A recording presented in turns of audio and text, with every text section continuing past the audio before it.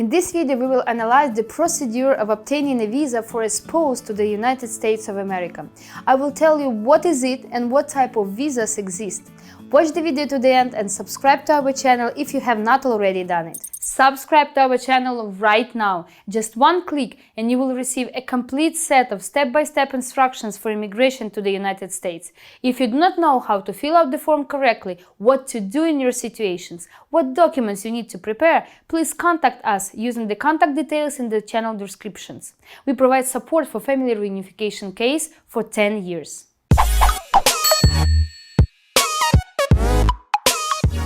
Firstly, let's talk about situations when you are a US citizen.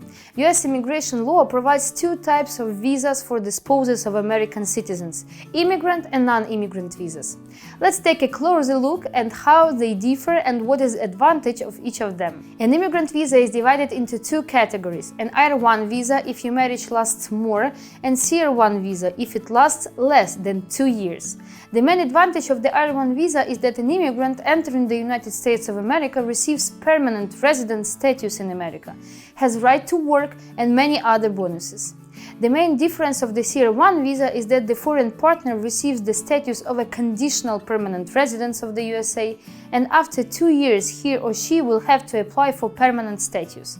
If within 2 years after arriving in the US your marriage will end, the immigrant definitely needs to leave the territory of the United States of America. An immigrant visa entitles the foreign partner to receive a green card. At the same time, he or she will not need to obtain a special work permit or submit the documents for a change of status after arrival. Therefore, this option is suitable primarily for those who are ready to wait for a decision on a petition, being at a distance from their spouse. After all, the main disadvantage of this moving option is that while the petition is being considered, the immigrant actually does not have the possibility to enter the USA.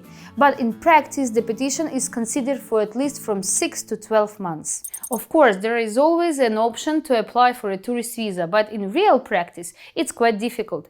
A tourist visa is a non-immigrant visa, so if you have already submitted a petition for unification, you must prove that you do not have intention to immigrate. Of course, it's much easier when the applicant have already had a tourist visa and passport, but even so, prepare for a possible interrogation at the border.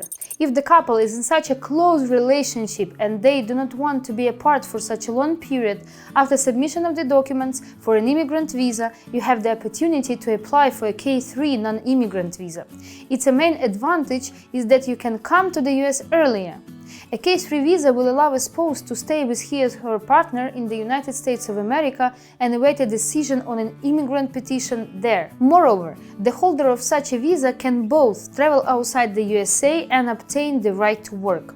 The good news is that you do not have to pay anything extra for submitting a petition for a K3 visa.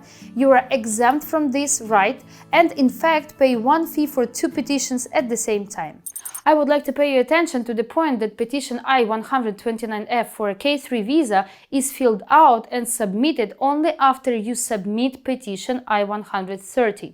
On form I-129F, it should be noted that it's submitted to the spouse and not to the fiancé. I would like to stop on this point and give some practical advice. Do not rush to submit both forms at once.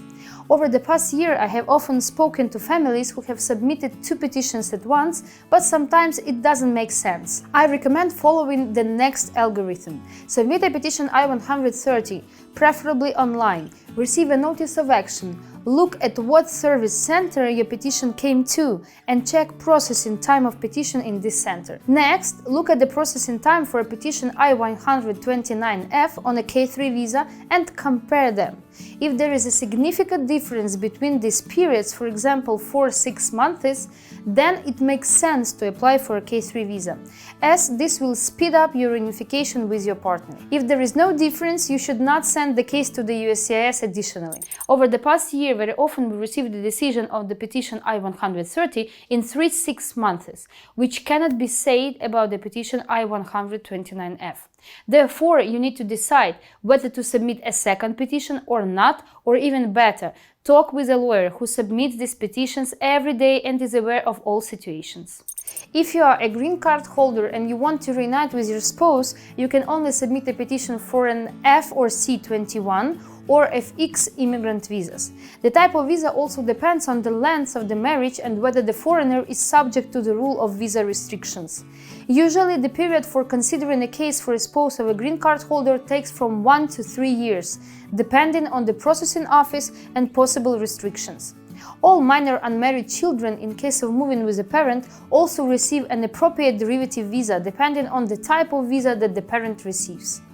Please note that if US citizen submits a petition I-130 for a child, this petition must be submitted separately. It's very important. If you are a green card holder, add the child to the spouse petition and he or she will be included in her case automatically as a dependent family member. After the petition is approved, an applicant who wants to obtain a visa will need to fill out an application form DS-260, prepare documents, pass the medical exam, and pass an interview in the US Embassy in his or her country of residence. The purpose of the interview is exactly to confirm that your marriage is real.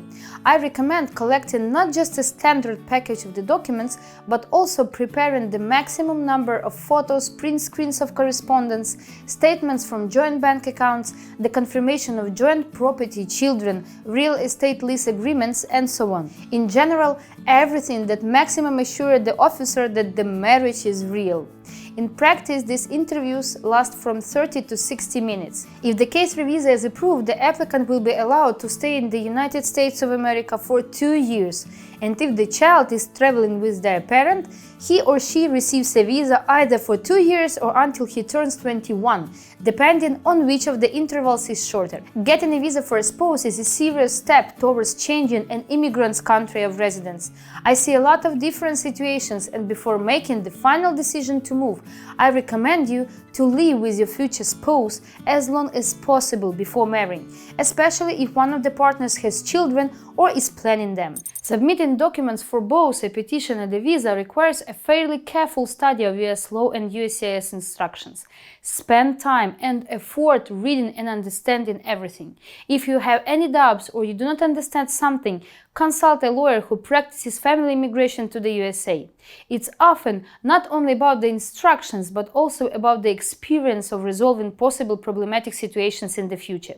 Believe me, it's very disappointing when after a long wait for a decision, you do not receive the approval of the petition due to minor errors in the application, or the processing time for documents is stretched for many years since the package for obtaining a visa was incomplete and you have to send the additional information. Subscribe to our channel to be aware of the latest information regarding family immigration to the United States of America.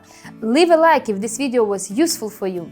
If you want to share your story, contact us via the information in the channel's description and we will shoot a new interesting video with you. It will help those who are just starting the process of obtaining a visa for a spouse to the United States of America.